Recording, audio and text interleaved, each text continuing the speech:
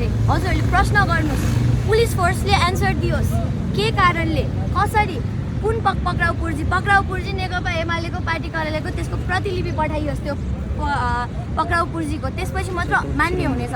जुन आयोग सार्वजनिक भइसकेको छैन, मिडियाबाट कताबाट लिक भएको त्यो मान्य हुँदैन। सरकारी रूपमा सार्वजनिक नभएको आयोगको आधारमा उहाँले जुन पक्राउ पूर्जी भनेर जारी गर्नुभयो त्यो गैर कानुनी हो र असंवैधानिक हो।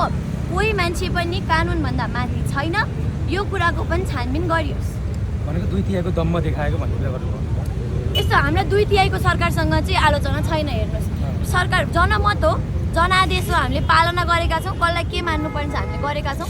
तर कोही पनि गैर कानुनी रूपमा संविधानको माथि टेकेर, गृहमन्त्री नै किन नहोस्, उसले संविधानको टाउको टेकेर असंवैधानिक रूपमा कोही माथि राजनीतिक प्रतिशोधका कारणले चाहिँ पक्राउ पूर्जी जारी गर्नु भनेको यो न राजनीतिक चेतना भएको, राजनीतिक चरित्र भएको मान्छे हो, न मानवीय नैतिकता भएको मान्छे हो। त्यही कारणले यो कुराको उत्तर चाहिँ गृहमन्त्री आफैले दिउन्। भनेको अब यसरी हेऱ्यौँ भने चाहिँ अब तपाईँको प्रहरीले पनि दम्म भयो, गेट तोडेर अब सुतिरहेको मान्छे ओछ्यानमै पुगे गिरफ्तार गर्न भन्ने कुरा छ नि। अब हो त्यही त गैर कानुनी भयो नि।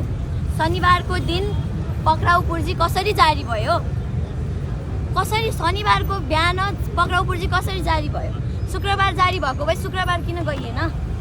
यो सबै कुराको जवाफ दिनु पर्यो। भोलि केपी शर्मा ओली कोर्टमा जाँदा